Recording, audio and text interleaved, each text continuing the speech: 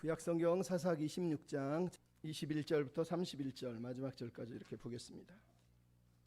기도하겠습니다. 하나님, 이 시간에도 함께 하시고 우리가 아버지의 말씀을 묵상할 때 영광을 받아 주시고 아버지의 뜻을 깨닫게 하소서. 의탁하며 예수님의 이름으로 기도합니다. 아멘. 오늘은 삼손과 그리스도라는 제목으로 말씀을 전하겠습니다.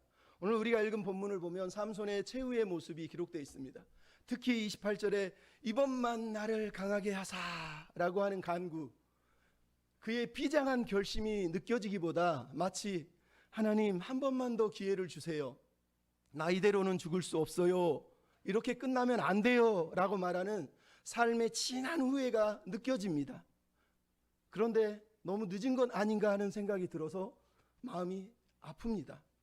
연수라고 하는 분이 내가 누구든 얼마나 외롭든 이라고 하는 책에 이런 글이 있어요. 그것이 무슨 의미인지 당시에는 몰라. 그건 결국 늦게 배달되는 편지와 같은 거지. 기차표를 산 뒤에 표에 적힌 출발 시간을 보고 나서야 그 기차가 이미 떠났다는 사실을 알게 되는 거지. 이미 떠나버린 기차표처럼 우리는 지나간 뒤에야 삶에서 일어난 일들이 무슨 의미인지 분명히 알게 되고, 그 의미를 알게 된 뒤에는 돌이키기에는 이미 늦었다는 사실도 알게 되지. 왜요? 우리의 삶은 한 번뿐이거든요. 두 번은 없습니다. 연습을 할 수가 없어요. 삼손의 삶이, 이 기도가 아픈 건 그 후회가 왜 그때 와서 죽을 때 후회하냐는 거예요. 심보르스카라고 하는 폴란드의 시인이 1996년 노벨상을 받았는데, 노벨상을 받은 이 시인의 시가 이런 게 있어요. 두 번은 없다. 지금도 그렇고 앞으로도 그럴 것이다. 그러므로 우리는 아무런 연습 없이 태어나서 아무런 훈련 없이 죽는다. 반복되는 하루는 단 하루도 없다. 두 번은 똑같은 밤도 없고, 두 번의 한결같은 입맞춤도 없고, 두 번의 동일한 눈빛도 없다. 여러분, 이 시인이 말하는 게 무슨 의미입니까? 우리 인생의 순간이 너무 소중하다는 거예요. 후회하며 살기에는 이 삶이 너무 중요하다는 거예요. 근데 늘 우리는 후회하면서 살아요. 두 번은 없는데, 연습도 할 수 없는데 자꾸 그냥 막 살다가 나중에 가서야 후회하는 일이 벌어진다는 거예요. 얼마나 안타깝습니까? 우리는 내일의 양식을 구하는 사람이 아니라 오늘의 양식을 구하며 살아야 돼요. 매일 이 순간이 가장 중요하고 이 순간이 영혼과 맞닿아 있다고 믿으면서 오늘을 사는 신앙인이 되어야 된다니까요. 이렇게 매일의 삶이 중요하고 한 번뿐이고 연습도 없다면 우리가 오늘 선택하는 이 선택들은 세상에서 가장 중요한 거예요. 오늘 내가 한 선택이 내 미래를, 내 장래를, 내 삶을 다 뒤집어 엎어 바꿔버리기 때문에. 로버트 프로스트라는 사람이 가지 않은 길, 유명하죠. 제가 저번에도 몇 번 읊어드렸는데, 이 시의 내용은 그런 거예요.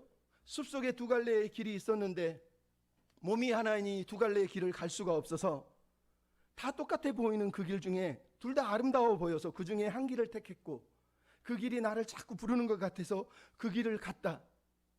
하지만 나는 한쪽은 훗날에 갈 줄 알고 남겨두었다. 그런데 길이라는 게 계속 이어져서 다시 돌아올 수 없을 것이라는 것을 알면서도 그랬다. 그리고 훗날 세월이 지난 후 나는 한숨 지으며 이야기할 것입니다. 숲속에는 두 개의 길이 있었습니다. 나는 사람들이 가지 않은 길을 택했고, 그리고 그것이 내 모든 것을 바꾸어 놓았습니다. 여러분, 오늘 우리가 살고 있는 이 삶이 이런 거예요. 삶의 수많은 기로에 서서, 인생의 교차로 앞에 서서 왼쪽으로 갈까 오른쪽으로 갈까 앞으로 갈까 우리는 선택합니다. 하지만 한번 선택하면 돌이킬 수 없는 선택들이 있어요. 잘못된 선택은 결국 우리 인생을 다 망가뜨려 버리는 거예요. 그래서 우리는 선택을 중요시 여기는 거예요.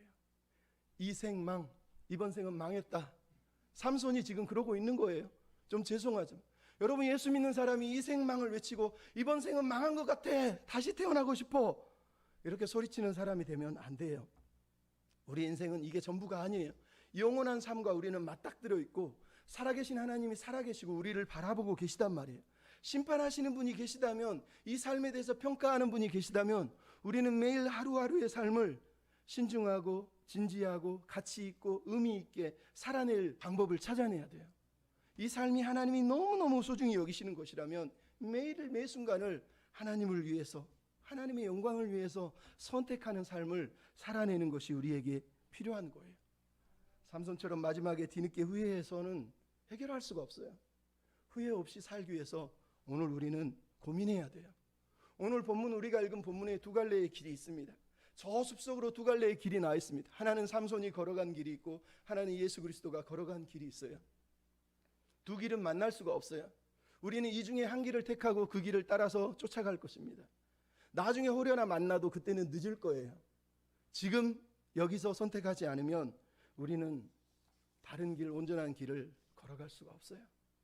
그러므로 삼손처럼 후회하지 않기 위해서, 예수님이 가셨던 그 길을 걸어가기 위해서 우리가 선택하고 붙들어야 될 삶의 지침들이 있어요.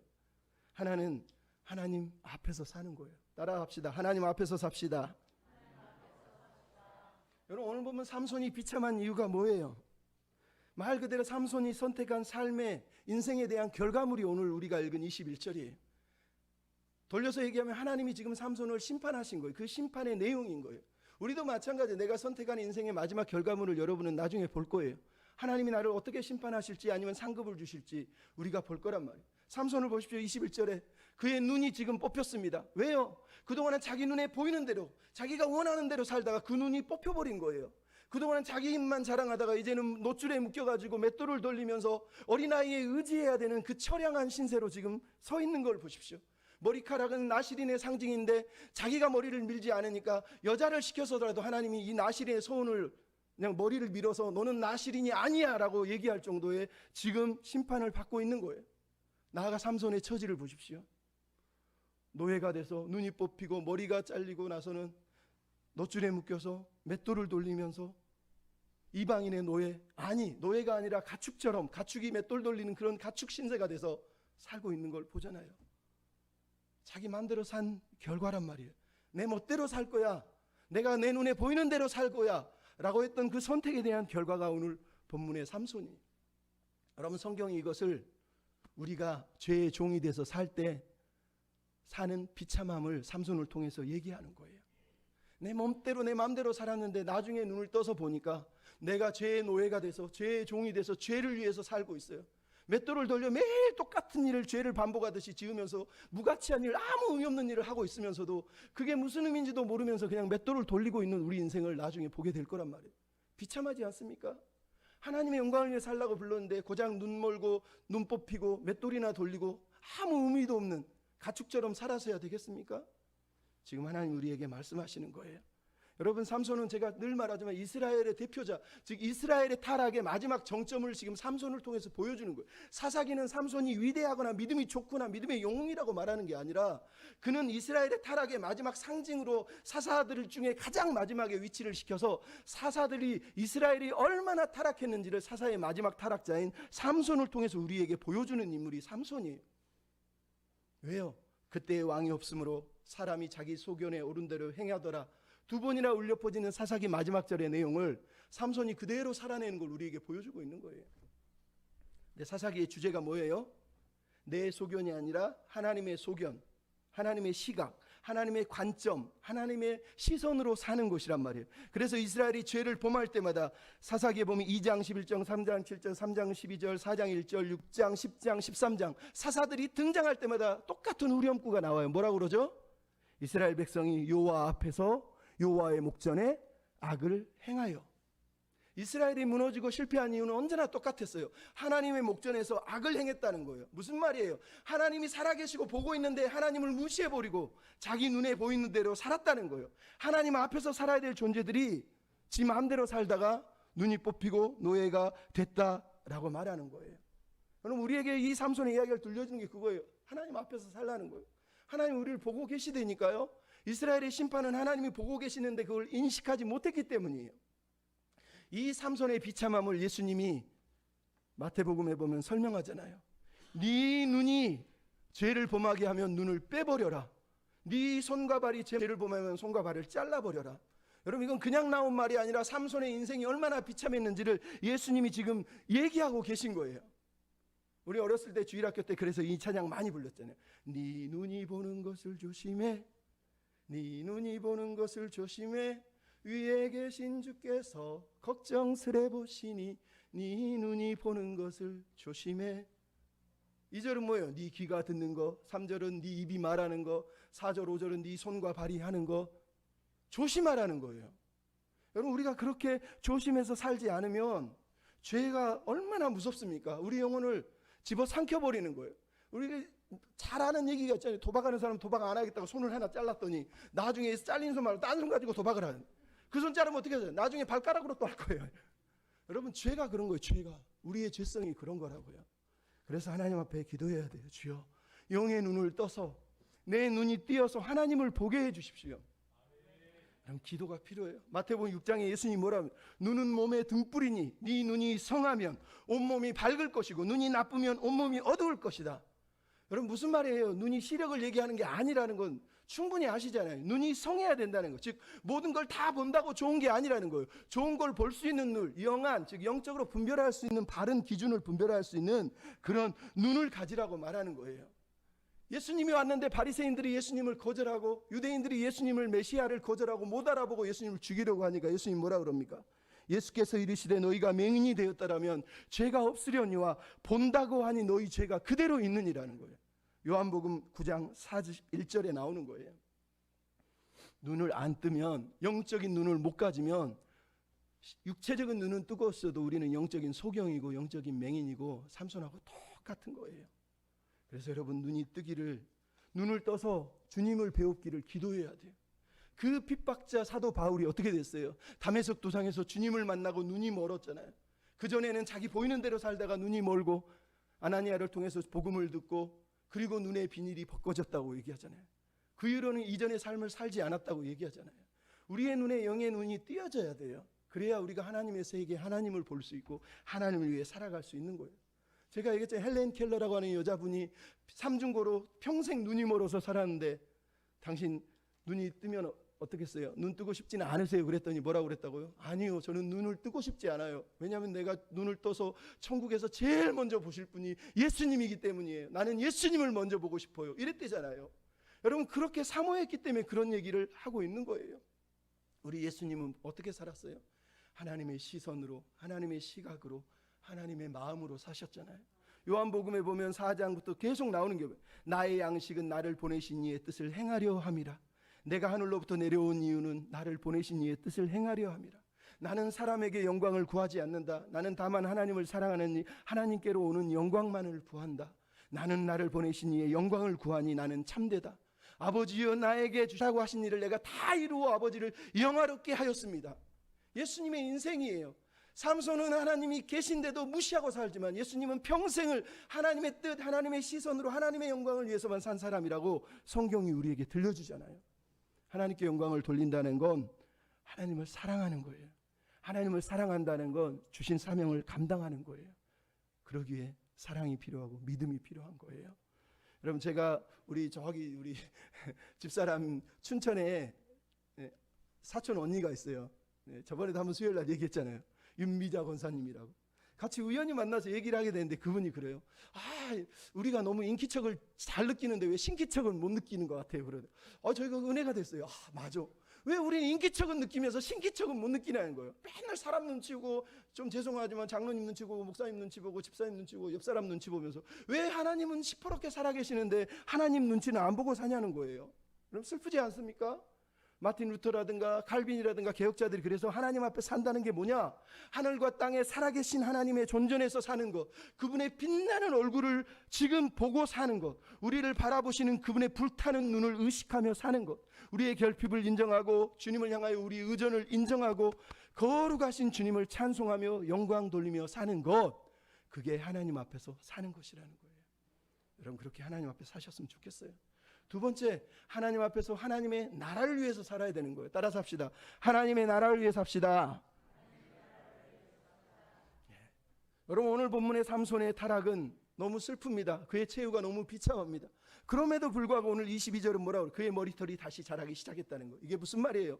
하나님의 은혜가 여전히 멈추지 않았다는 거예요. 머리털이 자라기 시작했단 말은 삼손이 다시 힘이 생길 걸 예비하거나 무슨 뭐 하나님이 너는 이제 나실이냐라고 다시 인정해 주거나 그런 의미보다 하나님이 아직 삼손을 향한 계획을, 삼손을 향한 사랑을, 삼손을 향한 은혜를 포기하지 않았다는 걸 우리에게 들려주기 위해서 이 말씀을 쓰고 있는 거예요.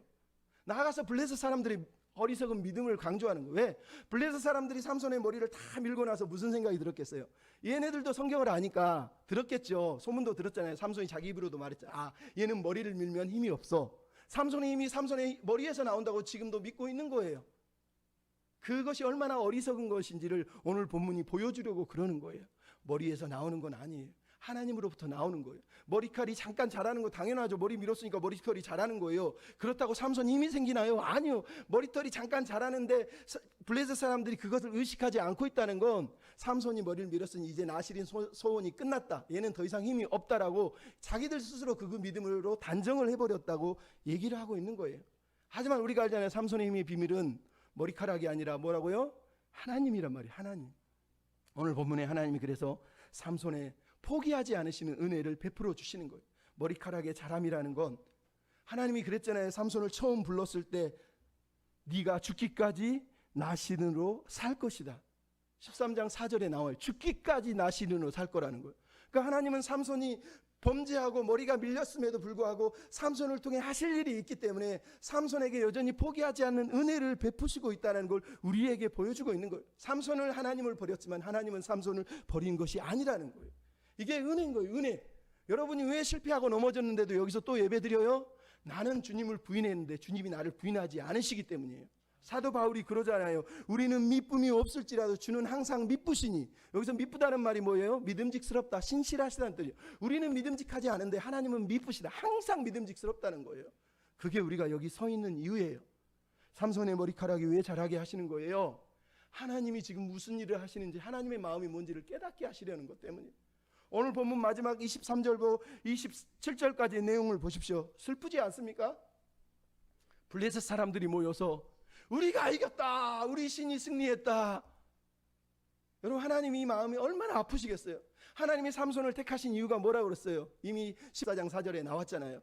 하나님께서 이스라엘과 블레셋 사이에 그냥 딱 붙어있는 이 이스라엘 백성들을 보고 그 틈을 벌리시려고, 둘이 그냥 딱 붙어가지고 죄짓고 살면서 세상하고 결탁하게 살면서 그게 죄인지도 모르고 사는 이 사람들을 보면서 그게 너무 안타까워서 이 못난 삼손이고 말도 안 되는 삼손, 타락한 삼손이지만 이 분노 많고 열정 많고 성질나로운 삼손을 통해서 서로 불화하게 만드셔서 이 사이를 갈라놓게 하시려고 삼손을 하나님이 부르신 것이라고 성경이 우리에게 말씀을 하고 있단 말이에요. 이방신에 젖어서 이방 문화에 젖어서 살아가는 이 이스라엘의 모습을 삼손의 결혼식을 통해서 우리는 봤잖아요. 들릴라 사건을 통해서 봤잖아요. 그게 삼손만 얘기 아니, 이스라엘의 모습이 아니에요. 이스라엘 사람들은 이방인과 쉽게 결혼했고 삼손처럼 아무 여자나 찾아가서 결혼하거나 그런 일이 벌어졌던 시대를 삼손을 통해서 보여주는 거예요. 이 시대의 아픔을 보고 하나님이 아파하신 거란 말이에요. 그래서 그 틈을 갈라내시려고 하나님이 이방 문화에 빠진 자기 백성을 건져내시려고 그를 나실인 거룩한 제사장 백성, 거룩한 사람으로 살게 하시려고 그 모델로 삼으려고 삼손을 부른 거란 말이에요. 근데 삼손이 그 하나님의 마음을 외면했잖아요. 그래서 이렇게 비참한 처지에 놓인 거예요. 근데 더 비참한 게 뭐라고요?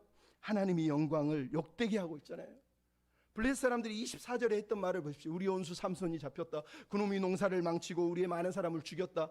이것만 봐도 얼마나 그들이 삼손을 미워했는지 우리가 알 수 있어요. 너무너무 징글징글하게 미웠죠. 힘은 세가지고. 근데 23절에 더 중요한 말이 뭐예요? 우리 신이 우리 온수 삼손을 우리 손에 넘겨줬다. 무려 2번이나 얘기를 하고 있어요. 무슨 말입니까? 하나님은 힘이 없어. 우리 신 다곤이 제일 힘이 세라고. 다곤신, 그 당시 풍요의 신, 곡식의 신이 가장 힘이 세다고 지금 자기들끼리 찬양을 하고 있는 거예요. 하나님이 얼마나 마음이 아프시겠어요? 이거를 이 사사기 저자가 이 마지막 손의 이야기 속에 우상 숭배와 싸우시는 하나님의 이야기를 들려주는 이유가 그거란 말이에요. 삼손을 부른 이유가 거룩한 삶을 통해서 우상 숭배를 끊어내기를 원하셨다는 거예요. 근데 삼손이 그 하나님의 마음을 모르고 자기 눈에 보이는 대로 자기 마음에 맞는 대로 마음껏 살다가 우상 숭배하고 세상에 빠져서 살다가 결국은 눈이 뽑히고 노예가 됐다고 얘기하는 거예요. 근데 하나님은 그걸 참을 수가 없다는 거예요. 그래서 삼손의 기도를 사용해서라도 이 이방 신이 얼마나 헛된지, 이방 신전이 얼마나 헛된지, 이방을 신뢰하는 게 얼마나 헛된지를 보여주시려고 그에게 힘을 주시고 그 이방 신전을 무너뜨려서라도 이거 가짜야, 헛된 거야, 더 이상 따르지 마, 그 얘기를 하려고 삼손의 기도에 응답하신 거란 말이에요. 그러니까 하나님이 영광 받으시는 길은 거룩함에 있는 거지 우리의 성공이나 우리의 행복이나 우리의 평안에 있는 게 아니에요. 하나님이 영광 받으시는 것은 내가 거룩한 하나님의 백성이 되어서 살아가는 거예요. 의와 희락과 평과 예수를 닮은 삶, 성령의 열매들 다 똑같은 얘기 아니에요? 내가 하나님의 사람으로 구별될 때 하나님의 영광을 받으시는 거예요. 당신이 부자 될 때 영광 받는 게 아니라고요. 우리가 하나님을 닮아갈 때 영광을 받는 거예요. 그래서 여러분 예수를 믿을 때 도구적인 신앙이 되지 말고 관계적인 신앙인이 되셔야 돼요. 그럼 도구적인 신앙이 뭐예요? 삼손처럼 분명히 하나님이 사용은 하셨는데 나중에 보니까 저번에도 얘기했지만 그냥 부지깽이처럼 다 끝나고 불에 던져서 태워버리잖아요. 그런 인생이 도구예요, 도구. 하지만 우리는 도구로만 쓰임받으라고 부른 게 아니에요. 우리는 하나님 아버지의 자녀로 하나님의 백성으로 하나님과 관계를 맺기 위해서 부름받은 삶이란 말이에요. 그래서 하나님이 삼손을 쓰셨다 그래서 삼손의 욕망만 승인했다고 얘기하는 게 아니에요. 하나님이 삼손을 사용했기 때문에 그가 한 모든 욕망이 다 옳다고 얘기하는 거는 진짜로 못된 인간인 거예요. 하나님은 욕망을 승인하신 게 아니에요. 하나님이 악을 선으로 바꿨다고 그래서 요셉의 형들의 악을 인정했다는 뜻이 아니에요. 그 처참한 상황을 하나님이 선한 걸로 바꿔냈다는 얘기지 요셉의 형들의 잘못이 없다고 얘기하는 게 아니에요. 가룟 유다가 예수를 팔았다고 그래서 하나님이 뜻대로 가룟 유다를 사용했기 때문에 가룟 유다는 죄가 없다고 말하면 안 된단 말이에요. 하나님은 가룟 유다는 그 죄대로 벌받게 하시잖아요. 예수님을 팔았던 유대인들 하나님 뜻대로 예수를 죽였으니 너희는 죄가 없어 이렇게 얘기합니까? 아니요. 예수님이 우리를 구원하기 위해서 유대인을 통해서 십자가에 달려 죽임을 당하는 과정을 겪는 거지만 그들의 죄는 그들의 죄대로 심판을 받는 거란 말이에요. 그러니까 얘기하는 거예요. 도구가 되면 안 된단 말이에요. 하나님과의 긴밀한 관계 속에 하나님이 기뻐하는 존재로 우리가 사용되고 쓰임받아야 돼요. 그럴 때 하나님이 기뻐하는 거예요. 무엇보다도 내 삶, 나를 위한 삶이 아니라 하나님의 나라를 위해서, 하나님의 영광을 위해서 살아내는 저와 여러분이 돼야 됩니다. 여기에 누군가는 하나님의 자녀로 아름답게 사용되다가 하나님이 기뻐하는 존재로 쓰임받다가 하나님께 불림받. 하지만 누군가는 억지로 세상과 딱 붙어서 살다가 하나님이 어쩔 수 없이 그 틈을 벌리려고 아픔을 주시고 처절한 고통을 주시고 잔인한 자비를 통해서 그때야 후회하고 통곡하고 잘못했습니다 하면서 돌아오는 일도 벌어질 거예요. 그렇게 살면 안 돼요. 우리는 하나님의 백성이 되어서 하나님의 말씀에 딱 붙어서 주님께 딱 붙어서 주님을 위해 살아야 되는 거예요. 세 번째로 거룩한 산 제사 드리며 살아야 돼요. 따라합시다. 거룩한 산 제사 드립시다. 여러분 우리가 하나님 앞에서 하나님의 나라를 위해서 살려면 우리의 매일의 삶이 거룩한 산 제사, 산 제물이 돼야 되는 거예요. 제물 그러니까 교회 처음 다는 사람은 깜짝 놀라겠지만 성경이 말하는 건 그런 의미예요. 매일의 삶이 하나님께 예배하는 예배자가 되라는 뜻이에요. 하나님이 나를 보고 계시다면 어떻게 살아야 될까요? 여러분 오늘 본문 3절의 마지막 기도를 보십시오. 이 기도가 우리에게 무엇을 들려주고 있습니까? 28절에 여호와 하나님을 부른 삼손의 첫 번째 기도예요. 그동안 한 번도 여호와라는 이름을 안 부르다가 처음으로 주 여호와 하나님이라고 언약의 하나님, 자기 백성의 하나님을 처음으로 언급하고 있어요. 감사한 일이죠. 그동안에는 하나님은 이방신하고 똑같았는데 처음으로 언약의 하나님을 얘기한 거예요. 두 번째는 뭐예요? 이번만 나를 강하게 하십시오. 즉 자기 힘의 근원이 자기에게 있는 게 아니라 하나님께 있다는 걸 처음으로 깨달은 거예요. 처절하게 느끼고 나서야 아, 힘은 나에게 있는 게 아니구나, 하나님이 주셔야 되는구나 라고 깨달았다는 거예요. 문제는 그 깨달음이 삼손의 인품이나 삼손의 소명의식을 바꿔놓지 못했다는 거예요. 그냥 그것만 깨달고 끝났다는 거예요. 그게 비참한 거예요. 세 번째 뭐예요? 그가 마지막을 인식한 비장한 헌신의 기도를 드리고 있어요. 나를 생각하옵소서. 마지막인데 뭐라도 좀 하게 해주세요. 사실은 이렇게 말하는 거예요. 여러분 하나님이 삼손을 잊은 적이 있나요? 한 번도 없어요. 삼손이 하나님을 잊은 거지 하나님은 삼손을 잊은 적이 없단 말이에요. 본인이 하나님을 잊어놓고 평생 영적인 소경으로 살다가 이제 육신의 소경이 되고 나서야 아, 내가 잘못 살았구나, 내가 하나님을 의지해야 되는구나. 근데 너무 늦었단 말이에요. 이제 돌이킬 수가 없잖아요. 그렇게 살아가는 거 불행하지 않습니까? 근데 이 기도 속에 이기적인 기도예요. 이게 슬픈 거예요. 왜? 동기를 보면 15장에 에낙골에 기도하고 똑같아요. 15장에 내가 목말라 죽겠으니 나 좀 살려주세요 했던 이 삼손이 오늘 보면 28절을 히브리어로 그대로 번역하면 16개의 단어가 쓰여요. 근데 그 중에 5개가 1인칭 대명사 어미 나가 쓰여요. 나의 주 여호와여, 이번만 나를 강하게 하사 내가 블레셋 사람에게 내 두 눈을 빼놓은 수를 내가 갚게 해주십시오. 단번에 갚게 해주십시오. 여러분, 지금 여기서 주어는 나예요. 내가 원수를, 내 눈을 빼놓은 수를 내가 갚게 해주십시오. 이 기도 속에는 철저하게 자기 중심이고 뿐만 아니라 하나님의 복수가 아니라 내 복수에 내 눈을 뺀 저놈들을 갚게 해달라고. 한글로 보면 마치 하나님을 위해서 기도하는 것 같지만 실제로는 자기를 위해서 기도하고 있단 말이에요. 그러니까 뭔가 하나님의 처절한 은혜를 깨달았음에도 불구하고 여전히 변하지 않은 인품과 소명의식이 그대로 남아있어요. 그래서 자기를 위한 기도, 평생의 복수를 기도하고 있죠. 우리가 이미 봤잖아요. 14장, 15장, 16장 계속 삼손이 하는 게 뭐예요? 원수 갚는 거. 원수, 내 원수, 내 혀를 죽인 원수들, 나를 괴롭힌 원수들, 다 자기의 원수를 갚기 위해서 마지막까지 내 원수 갚게 해달라고 기도하고 있다는 거예요. 이게 처참한 거예요. 더 중요한 게 뭐예요? 일회성 기도라는 거예요. 이번만 나를 단번에 갚게 해주십시오. 이번만, 단번에. 무슨 말이에요? 지금 당장 right now 딱 한 번이라는 거예요. 여러분, 이게 신앙이 되면 됩니까? 근데 삼손은 이런 기도를 많이 해요. 15장 3절에도 이번에는 내가 너희들을 해할지라도, 15장 18절에는 주님 내가 지금 이제 목마릅니다. 매일 기도하는 내용을 보면 이번만이라는 거예요. 자기 마음대로 살다가 어느 날 갑자기 딱 한 번이지만 이번만이라는 거예요. 여러분, 그게 신앙이 불행한 거예요. 우리 기도 그렇게 드리면 안 돼요. 진실한 기도는요, 일상적인 거예요. 항상성을 가지고 있어요. 항상 똑같이 평범한 삶에서 동일하게 모여지는 모습이, 그게 우리의 영혼을 만드는 거예요. 애니 딜라드라는 사람이 그런 얘기를 했어요. 하루를 사는 모습이 당신의 평생의 모습이 된다. 여러분, 삼손이 매일 이렇게 기도했으면 이렇게 살겠습니까? 지 마음대로 살다가 죽을 때 돼서야 한 번만 우리가 그렇게 살아야 되냐고요.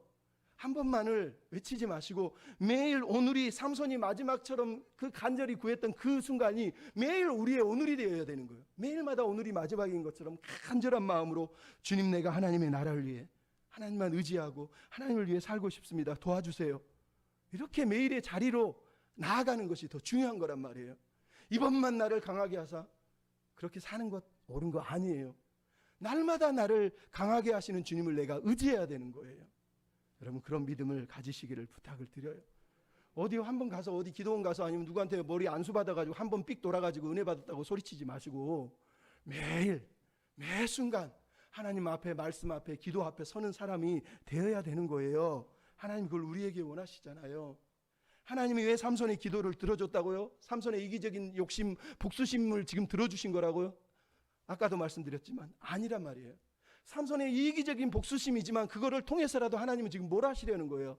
내가 너희들을 사랑한다. 너희들 더 이상 우상 숭배하지 마라. 이 다곤 신이 얼마나 가짜인 걸 지금 너희들 보고 있지 않느냐라는 걸 보여주시려고 삼손의 이 어리석은 기도를 들어주신 거지, 삼손의 기도가 옳다고 말씀하시는 게 아니란 말이에요. 오해하시면 안 돼요.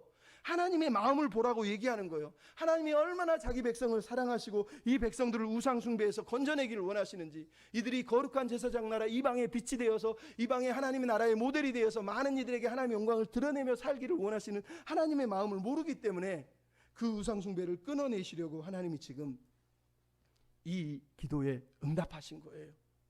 그러므로 제가 말씀드리는 거예요. 우리의 삶은 거룩한 산 제물처럼 하나님의 자비와 은혜를 깨달은 사람으로서 매일을 살아내야 돼요. 로마서 12장 1절 2절 뭐라 그럽니까? 내가 하나님의 모든 자비하심으로 너희에게 권하노니 너희 몸을 하나님이 기뻐하는 거룩한 산 제사로 드리라. 이것이 너희의 드릴 영적 예배니라는 거예요. 하나님의 자비하심, 하나님의 은혜를 아는 사람은 내 몸을, 내 하루하루의 삶을 하나님을 향한 거룩한 산 제사로 드려야 된다는 거예요. 로마서 12장 그래서 3절부터 13절 내용이 뭐예요? 받은 분량대로, 은혜대로 형제를 사랑하고 우애하고 존경하고 열심을 품고 게으르지 말고 대접하기를 힘쓰며 환난 중에 즐거워하며 인내하며 그렇게 사랑하며 살라는 거예요. 매일 분량대로 은혜대로 감사하며 살라고 얘기하는 거예요. 그게 우리가 산제사, 산제물 드리는 거예요. 나 산제물에 그래서 예배 시간에 들어와서 나 오늘 하나님 산제물 받아주세요가 아니라 삶의 매 순간마다 내가 산제물 되어서 하나님의 영광을 드러내며 이웃을 사랑하고 형제를 사랑하고 서로를 도와주는 삶을 살라고 말씀한다는 거예요. 그럼 그 삶을 살기를 바랍니다. 마지막으로 따라합시다. 예수의 길로 나아갑시다. 우리가 하나님 앞에서 살려면, 하나님의 나라를 위해서 사는 삶은 거룩한 산 제물을 드리기 위해서 우리가 예수님을 본받아야 돼요. 예수님을 따라서 예수님 앞으로 나아가야 돼요. 오늘 본문의 삼손을 보십시오. 그의 죽음이 얼마나 안타깝습니까? 근데 30절에 뭐라고? 살아있을 때보다 죽을 때 더 많은 블레셋 사람을 죽였대요. 참 대단한 칭찬 같지 않습니까? 칭찬이 아니란 말이에요. 우리식으로 돌려서 얘기하면 뭐예요? 차라리 죽는 게 나았다는 뜻이에요. 살면서 그 못된 짓 붕탕짓 하느니 차라리 죽는 게 훨씬 나았구나. 좀 죄송하지만 비통한 평가를 지금 사사기 저자가 우리에게 들려주고 있는 거예요. 오해하시면 안 돼요. 야, 삼손이 죽을 때 더 많이 죽였는데 대단한데? 이스라엘 백성들에게 삼손은 민족적인 영웅이 맞아요. 왜? 원수 블레셋을 다 때려 죽였으니 얼마나 감사해요. 하지만 사사기 저자는 그것을 영웅이라고 지금 얘기하지 않아요. 왜냐하면 그가 이스라엘을 구원해내지 못했기 때문이에요. 31절의 끝이 뭐예요? 그가 20년 동안 사사로 지내고 장사되고 죽었다는 거예요. 다른 사사들은 사사로 지내면서 뭐를 했어요? 그 나라에 20년 동안 40년 동안 30년 동안 평안을 가져오고 구원을 해내는데 삼손은 살면서 20년 동안 자기 멋대로 살다가 그냥 블레셋 사람들과 한번 기도해서 죽고 끝나버렸다는 거예요. 아무것도 남은 게 없어요. 이스라엘 구원해낸 것도 없단 말이에요. 사사기 저자가 지금 하고 있는 평가란 말이에요. 그리고 나서 지금 자기 고향 소라와 에스다올 사이 마하네단에서 장사되어 죽었다라고 얘기하고 있는 게 31절이에요. 여러분 돈키호테가 있어요. 돈키호테라고 하는 사람이 기사도 책을 읽다가 50세에 미쳐가지고 산초를 데리고 말을 타고 풍차와 싸우다가 미친 척 살다가 마지막에 죽을 때 고향으로 돌아옵니다. 제정신이 돼서 돌아와서 그리고 돌아와서 죽어요. 꼭 삼손과 돈키호테가 어떤 면에서는 비슷해 보이죠. 그럼 불행한 거예요. 죽을 때 정신 차리면 뭐 하냐는 거예요. 살았을 때 하나님을 위해서 살아야 되지 않겠어요? 여러분 하나님이 성경이 우리를 평가하는 기준은 언제나 하나님 말씀 토라라고 하는 하나님 말씀이에요. 나시린의 규정이 있어요. 하나님의 뜻이 있단 말이에요. 그 규정에 비추어 갔을 때 삼손은 칭찬받을 사람이 아니라 비참한 말로를 맞은 사람이다. 아무것도 이스라엘에게 영향을 준 게 없는 사람이다라고 우리에게 얘기하는 거란 말이에요. 차라리 죽는 게 나은 인생을 사시면 안 돼요. 지금 살아있는 게 감사한 인생이 돼야 돼요. 옆 사람에게. 우리가 아는 마르쿠스 아우렐리우스라고 하는 1세기의 로마 황제 이렇게 얘기했습니다. 너는 천년만년 살 것처럼 행동하지 마라. 죽음이 지척에 있다. 살아있는 동안 그대에게 허락된 동안 올바른 일들을 행해라. 죽음이 지척이에요. 죽을 때 정신 차리지 마시고 살아서도 영광 돌리고 죽어서도 영광을 돌리는 삶을 살아야 되는 거예요. 여러분 우리 앞에 두 길이 있어요. 여기 삼손이 걸어간 길이 있고 여기 예수 그리스도께서 걸어간 길이 있어요. 여러분은 어느 길로 가기를 원하십니까? 삼손은 자기 길을 선택했고 그 길이 너무 아름다웠지만 결국은 돌이킬 수가 없었어요. 하지만 우리 앞에 예수의 길이 있습니다. 여러분 삼손과 예수님은 너무너무 똑같은 삶의 궤적을 보이지만 그들이 선택한 삶은 너무너무 다른 결과를 냈다는 걸 알 수 있어요. 여러분 삼손과 예수님은 이스라엘의 대표이자 우리 인생의 모델이세요. 삼손을 보십시오. 삼손이 무엇을 상징합니까? 우리를 상징해요. 우리가 삼손하고 똑같은 거예요. 하나님 없이는 살 수 없어요. 예수 없이는 살 수 없는 인생. 매일 하는 짓들이 내 눈에 보는 것을 따라서 뛰어가는 그런 인생이란 말이에요. 근데 예수 그리스도는 하나님의 영광을 위해서 사시잖아요. 하나님의 영광을 위한 삶이 무엇인지를 보여주려고 이 땅에 오셨단 말이에요. 삼손은 초자연적인 출생을 통해서 어머니가 불임인데도 태어나는 일이 벌어져요. 예수님은 동정녀 마리아에서 초자연적인 사건으로 태어난단 말이에요. 사명도 똑같아요. 삼손은 이스라엘을 구원하기 위해서, 예수님은 이스라엘 자기 민족을 죄에서 구원하기 위해서 태어났다고 얘기하고 있단 말이에요. 사역은 어떻습니까? 그런데 삼손은 자기 눈에 보이는 대로 살았고 예수님은 자기 눈이 아니라 하나님의 뜻대로 살았고, 삼손은 자기 힘과 인기와 명예와 영광을 위해서 살았고 예수님은 하나님의 영광, 하나님의 이름, 하나님의 나라를 위해서만 살았단 말이에요. 삼손은 성령이 움직여야지만 억지로 겨우 움직였지만 예수님은 성령이 자기를 끌고 가는 그 순간 시험 받을 때부터 죽을 때까지 성령의 인도하심을 따라서 평생을 살아내신 분이란 말이에요. 예수님도 삼손처럼 시험을 받았지만 삼손은 드릴라의 유혹에, 자기 인생의 유혹에 넘어졌지만 예수님은 마귀의 시험도 이기시고 40일 광야 시험도 이기시고 겟셋마네의 시험도 이기시고 십자가로 당당히 오르신 분이란 말이에요. 삼손은 수치와 조롱을 당하고 눈이 뽑히고 머리가 깎이고 수많은 조롱거리가 됐어요. 예수님은 어떻습니까? 침뱉음을 당하고 머리에 가시관을 쓰고 창을 찔리고 사람들이 욕하고 침뱉고 비웃는 조롱을 당했단 말이에요. 하지만 두 사람은 전혀 다른 삶을 살았어요. 삼손은 자기 때문에, 자기 죄 때문에 조롱을 당한 거고 예수님은 우리를 위해서, 우리를 살리려고 조롱을 당하신 거예요. 그래서 이사야 53장이 뭐라고 그럽니까? 그가 찔림은 우리의 허물을 인하고 그가 상함은 우리의 죄악을 인하리라. 그가 멸시를 받으면 우리가 평화를, 그가 채찍에 맞으면 우리가 나음을 입은 거란 말이에요. 그래서 우리가 삼손의 길이 아니라 예수님의 길을 따라가야 되는 거예요. 자기 뜻대로 매일 내 뜻 이루어 주십시오, 그렇게 기도하는 삼손이 아니라 아버지여 아버지의 뜻대로 하십시오, 아버지의 뜻을 이루십시오라고 기도하는 그 예수님의 기도를 우리가 닮아가야 돼요. 온수를 갚게 해주십시오라고 기도하는 삼손이 아니라 예수님처럼 누가복음 23장 34절에 주여 저들이 하는 짓을 무슨 뜻인지 알지 못하오니 저들을 용서해 주십시오라고 기도하는 그 예수님을 우리가 봐야 된단 말이에요. 삼손처럼 죽었는데 아무것도 해결하지 못하고 죽은 존재가 아니라 예수님처럼 한 번 죽었지만 단 한 번의 죽음으로 우리의 모든 죄를 사하시고 마귀를 멸하시고 영원한 부활의 소망을 주신 예수님이 우리 앞에 있단 말이에요. 사사로운 죽음이 아니라 모든 사람을 위해서 죽으신 예수님이 계시단 말이에요. 삼손은 아무 소망도 주지 못했지만 예수님 우리에게 부활의 소망을 주시고 하나님 우편에서 통치하시면서 우리가 장차 하나님과 함께 이 땅에서 주님을 보며 살고 볼지어다 그가 구름 타고 오실 것을 너희가 보게 될 것이라는 거예요. 그 은혜를 주시려고 이 땅에 오셨단 말이에요. 그러니 얘기하는 거예요. 삼손처럼 억지로 순종하며 마지못해 죽을 때 겨우 그렇게 살지 마시고 예수님처럼 내가 날마다 내 십자가를 지고 날마다 나를 부인하고 날마다 하나님의 뜻을 위해서 살겠다. 누구든지 나를 따라오려거든 자기 십자가를 지고 나를 따라오라. 그 예수님의 음성에 우리가 순종해야 되는 거예요. 우리 앞에 놓인 길 중에 우리는 선택할 길이 하나밖에 없어요. 예수님의 길을 가야 되는 거예요. 예수님의 길을 선택하셔서 하나님의 거룩한 제사장 백성, 하나님의 거룩한 나라가 되어서 자발적인 순종으로 열방의 빛이 되는 백성이 되어서 주님께 영광을 돌리는 그런 사람이 되셨으면 좋겠습니다.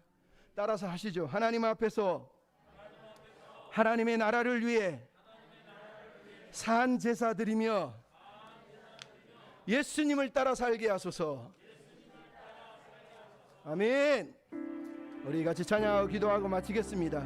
하나님, 우리가 이 험한 세상을 살지만 이 생명 평생 주님을 의지하며 주의 영광을 위해 살게 해주십시오. 우리 이런 마음으로 같이 찬양하고 기도하고 우리 마치도록 하겠습니다. 이 험한 세상, 이 험한 세상, 나 살아갈 동안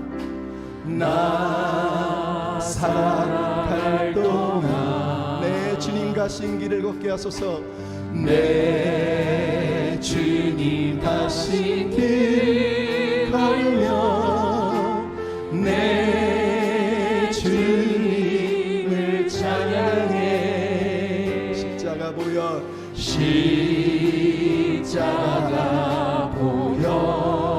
날 구한 그 사랑, 날 구한 그 사랑, 나 매일 찬양을 드려도 나 매일 찬양을 드려도 늘 부족합니다. 늘 부족한 것뿐이니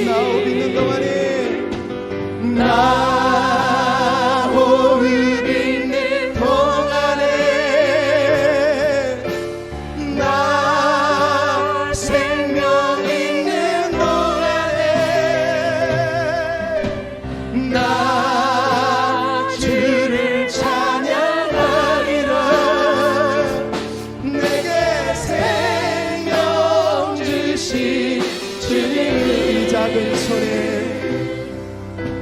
이 작은 손에 우리 믿음의 불을 밝혀둡시다. 불 밝혀들고서 이 세상 다시 오실 주님을 맞이합니다. 이 세상 다시 오시는 내 주님을 맞이 내 무거운 짐 다 벗겨주시고 다 벗겨주시고 아름다운 금멸류관 예비하시니 그 아름다운 금멸류관 날 위해 예비하시니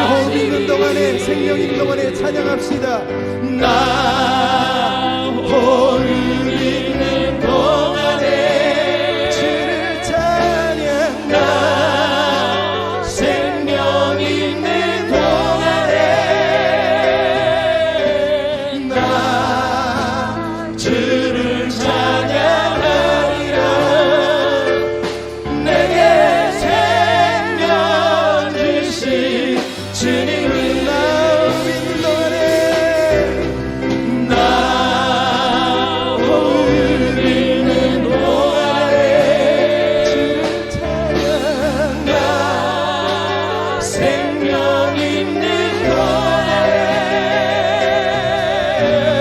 나 주를 찬양하리라.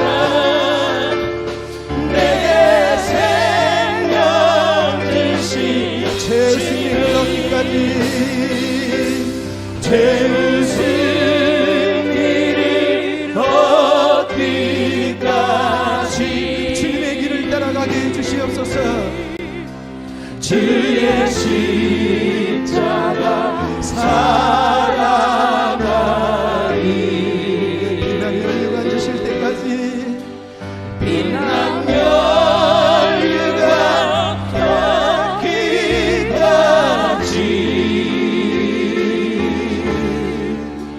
험한 십자가 붙들겠네. 죄의 승리를 얻기까지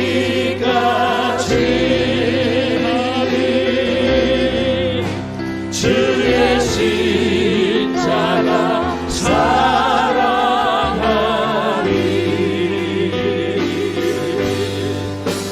빛난 연유가 닿기까지